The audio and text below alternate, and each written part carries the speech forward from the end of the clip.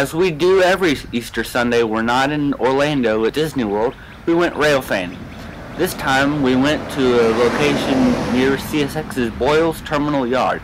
Here we see a manifest creeping along some tracks that were made in 1969. We were actually about to film on the tracks because we never expected it to come on it with all the weeds and the age of it.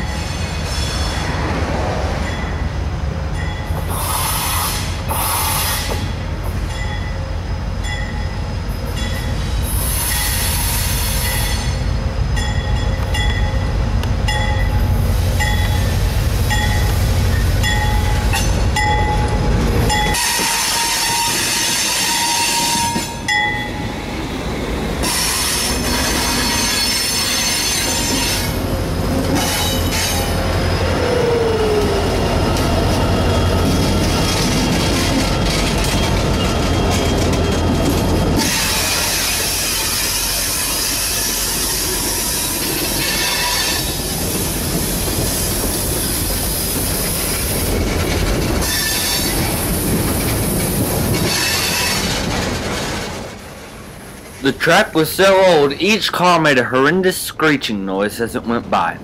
A southern boxcar pulled up the rear of the train. We just missed an intermodal train after we had gotten back from trying to find a new location. This was too bad because we saw the engines going by as we pulled up. Driving towards the yard, we saw a manifest pulling in. Not a very good angle though. You can see it from the windshield of our Titan. Okay. We paced it for a while as it went through Boyles' yard. It would soon stop and we'd be able to film it again.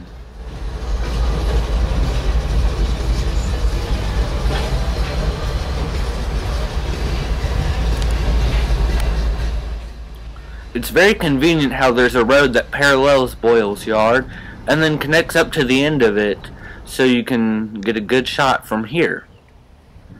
For a while there were engines that almost looked like it was a CSX commercial all lined up. It wasn't long before the manifest started coming this way.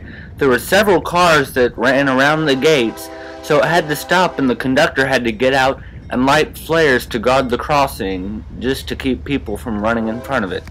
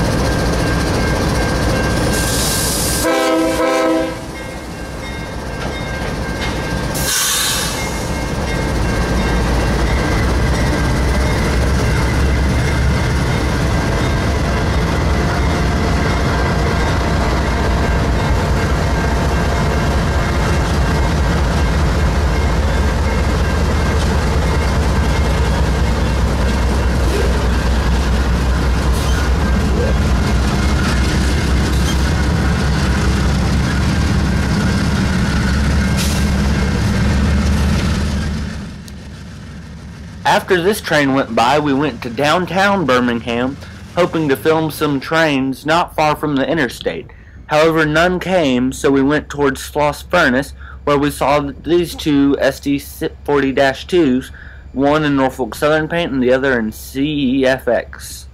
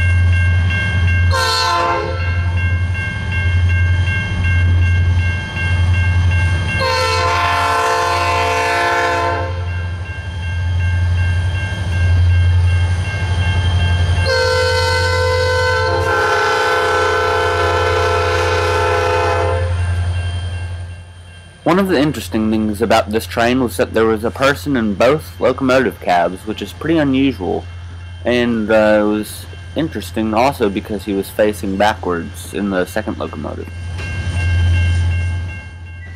This train pounded the diamonds really hard, and it was one of the smokiest SD40-2s we had ever seen. Not too long after that train went by, an NS manifest with two -940CWs came, stopped, and continued on after a couple minutes.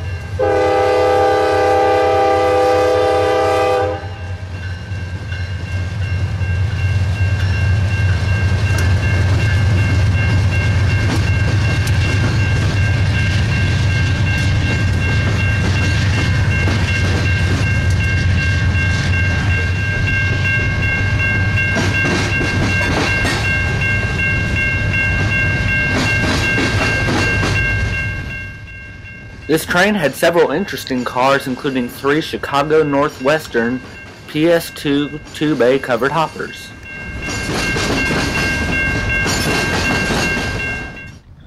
We knew Amtrak was coming, so we waited an hour with no other trains, and it finally came. It was only 6 minutes late, which isn't too bad for Amtrak. Here we see it making its way across several tracks to get to the track it travels on.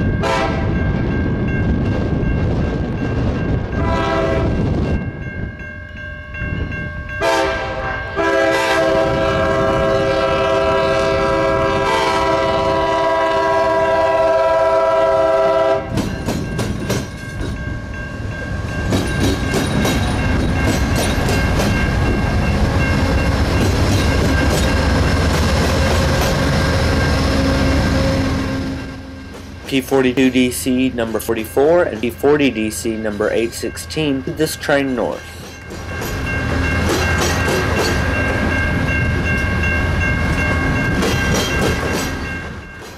One of the nice things about Amtrak long-distance intercity passenger trains is they run heritage diners and heritage baggage cars. A Southern Pacific baggage car and a Pennsylvania Railroad diner are in this train. However, soon Amtrak will be replacing most of the single-level equipment used on its trains in the southeast, so these will be sights of the past along with the Am fleets behind them.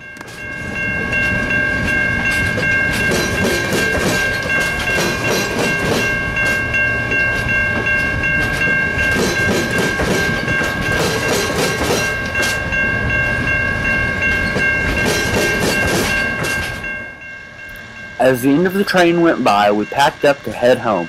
It was a great day of Easter rail fanning as usual, and we saw quite a few trains, so it was a good day. As always, visit www.signallightproductions.blogspot.com for exclusive videos and more.